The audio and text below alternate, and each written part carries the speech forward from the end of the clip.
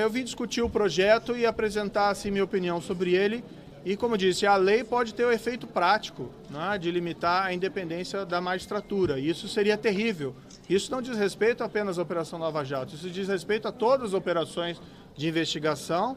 Isso diz respeito à garantia da liberdade de todo cidadão, porque uma magistratura atemorizada não é uma magistratura livre para realizar o seu trabalho. Então não penso esse tema em termos pessoais, eu acho que transcende muito o debate. Eu fui convidado gentilmente para vir falar aqui e a minha preocupação com esse projeto de abuso de autoridade sempre foi que ele fosse utilizado na prática para cercear a independência da magistratura. É importante se ter juízes independentes, é importante também se ter Ministério Público autônomo, é importante também que o agente policial possa cumprir a lei, sem ter preocupação que as suas ações possam contrariar interesses especiais ou interesses de poderosos.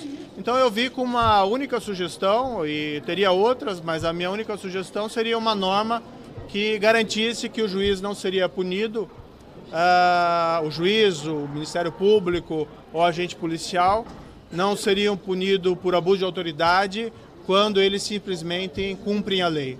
Então a norma que eu sugeri, e aqui seguindo o exemplo do nosso pai fundador Rui Barbosa, que lutou contra isso no começo da República, do chamado crime de hermenêutica, seria uma norma singela prevendo que não configura crime previsto nessa lei a divergência na interpretação da lei penal ou processual penal ou na avaliação de fatos e provas. Se essa norma for aprovada, e eu espero que o Senado tenha se decidir realmente por deliberar sobre esse projeto, insira nesse projeto essa norma de salvaguarda, eu acredito que 80% das preocupações seriam resolvidas. A outra perspectiva sobre o projeto da Câmara, isso não era objeto específico aqui da minha colocação, mas havia um projeto das 10 medidas do Ministério Público e, com todo respeito à Câmara, eu acredito que houve algum assodamento na deliberação sobre esse projeto e daquelas 10 medidas, muito poucas medidas foram aprovadas.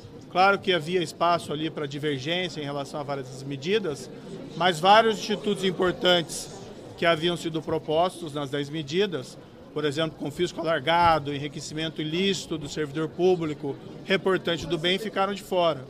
E do outro lado foi inserido na última hora uma emenda que trata de crimes de responsabilidade e abuso de autoridade, que oferece o mesmo risco, de certa maneira, em relação a esse projeto do Senado.